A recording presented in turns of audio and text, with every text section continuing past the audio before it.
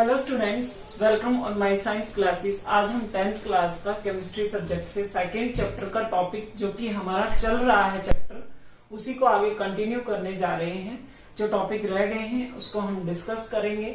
और जो पहले वाला अगर हमें करना है चैप्टर का पार्ट, तो आप मेरी प्रीवियस वीडियो जाकर जरूर देखें, प्लेलिस्ट में जाकर देख लें, चैनल पर वो हमने डाली हुई है। तो students, let's start our topic. आज हमारा जो टॉपिक है कि क्वेश्चनिंग यही है कि why acid is added to water when mixing of acid and water. मुझे एसिड और वाटर का सॉल्यूशन बनाना है, तो तब ये क्यों बोला गया है कि एसिड को वाटर के अंदर ऐड करना है, वाटर को एसिड में ऐड नहीं करना। क्यों नहीं करना? क्योंकि जब हम मिक्स करते हैं तो हाईली एक्सोथर्मिक रिएक्शन होती है।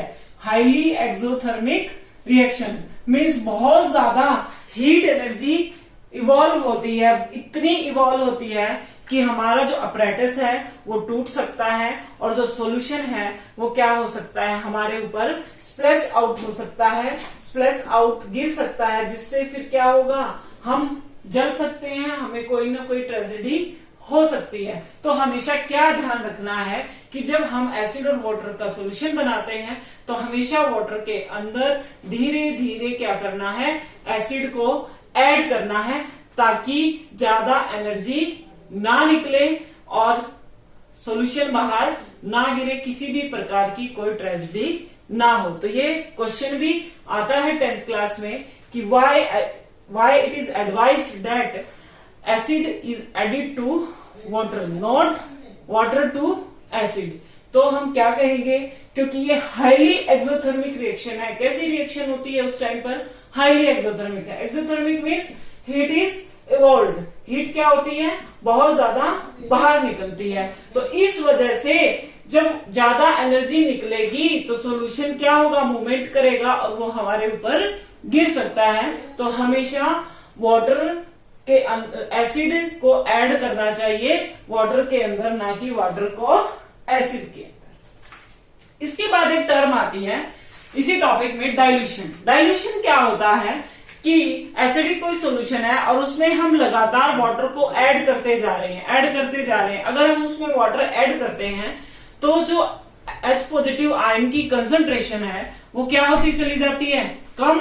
तो सॉल्यूशन कैसा हो जाता है, डाइल्यूट। और इस प्रोसेस को क्या बोलते हैं, डाइल्यूशन। क्या बोलते हैं, डाइल्यूशन। एक बार डेफिनेशन देख लो।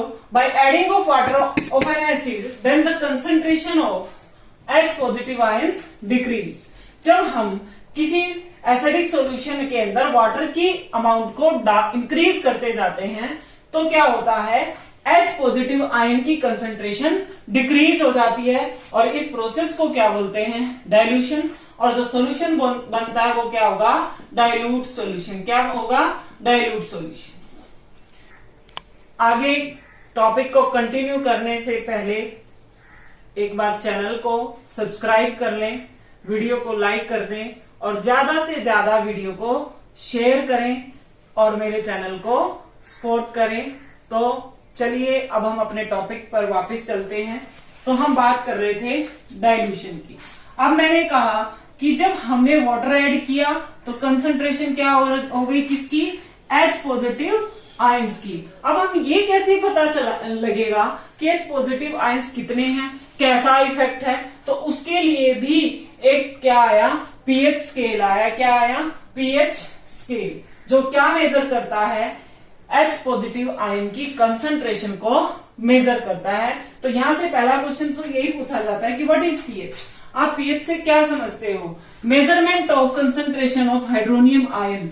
जो हाइड्रोनियम आयन है, हाइड्रोजन के जो आयंस हैं, एसिड के जो आयंस हैं, उनकी जो कंसंट्रेशन की मेजरमेंट है उसको क्या बोलते हैं, पीएच बोलते हैं। क्या बोलते हैं, पीएच। इस पीएच के लिए एक स्केल होता है, पीएच स्केल, जिसपे एसिडिक वैल्यू और बेसिक वैल्यू और न्यूट्रल वैल्यू दोनों वैल्यूज गिवन होती हैं। ये मैंने बनाया है, देख लीजिए। इसमें नंबरिंग है 1 से 14 तक, और 7 पर क्या होता है, न्यूट्रल होता है। 7 पर क्या होता है, न्यूट्रल।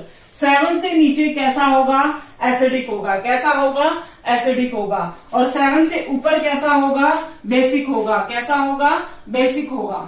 जैसे अगर हम कोई भी चीज देखें, अगर हम देखते हैं कि उसकी पीएच अगर 3 आती है तो इट मीन्स वो कैसे नेचर का है, एसिडिक नेचर का है।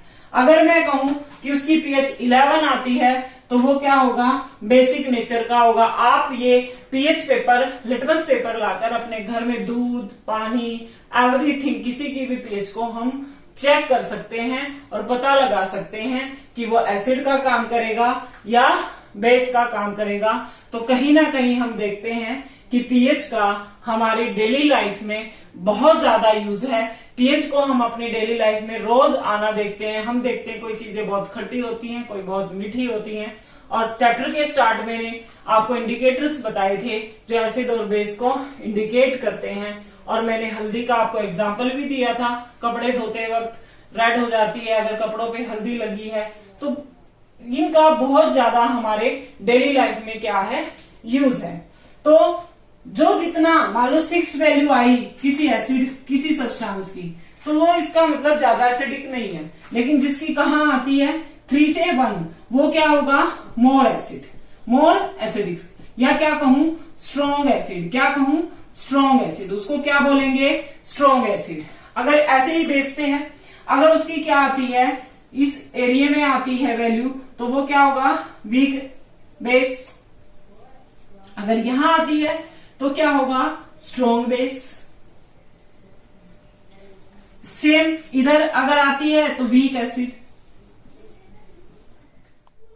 प्रत्येक जो भी हमारे, जैसे अब ये मोर स्ट्रॉन्ग एसिड है, को क्या है, स्ट्रॉन्ग एसिड, उसका जो कंजुगेट बेस होगा, उसका जो कंजुगेट बेस होगा हमेशा कैसा होगा, वीक होगा। कैसा होगा, वीक। ये इनके अंदर पेयरिंग होती है कि स्ट्रॉन्ग एसिड है वो कंजुगेट वीक बेस। जो स्ट्रॉन्ग एसिड है उसका कंजुगेट, उसका साथ वाला कौन होगा, वीक बेस होगा। अगर वीक एसिड है, अगर वीक एसिड है, अगर वीक एसिड है तो उसका कंजुगेट, उसका जोड़ीदार कौन होगा, स्ट्रॉन्ग बेस होगा। कौन होगा, स्ट्रॉन्ग बेस। तो इस प्रकार से हम इस पीएच स्केल से किसी भी सब्सटेंस की पीएच को बता सकते हैं। उसको ये बता सकते हैं कि ये स्ट्रॉन्ग एसिड है या वीक बेस है, या स्ट्रॉन्ग बेस है या वीक एसिड है। क्योंकि अगर हमारे पास कोई भी एग्जांपल है, for example CH3COH, this is a weak acid, तो इसका जो जोड़ीदार होगा वो कोई स्ट्रॉन्ग क्या होगा, बेस होगा। रिएक्शंस होगी तो वीक एसिड के साथ हमेशा स्ट्रॉन्ग बेस की होगी, स्ट्रॉन्ग बेस के साथ हमेशा वीक एसिड की होगी। तो स्टूडेंट्स, ये हमने कुछ जनरल पीएच और डाइल्यूशन क्या होता है, और उसके बाद हमें ऐड करते वक्त हमेशा वाटर एसिड में ही, एसिड को ही वाटर में क्यों डालना चाहिए, क्योंकि हाईली एक्सोथर्मिक रिएक्शन होती है। तो ये हमने डिटेल में पढ़ा। आगे हम इंपॉर्टेंस पढ़ेंगे नेक्स्ट वीडियो में कि पीएच की क्या इंपॉर्टेंस होती है हमारी लाइफ में, पीएच स्केल का क्या इंपॉर्टेंस है, वो हम डिटेल में स्टडी करेंगे। तो लगातार मेरी वीडियोस देखते रहें, चैनल को सब्सक्राइब करें, वीडियो को लाइक करें, ज्यादा से ज्यादा शेयर करें। Thank you for watching my videos.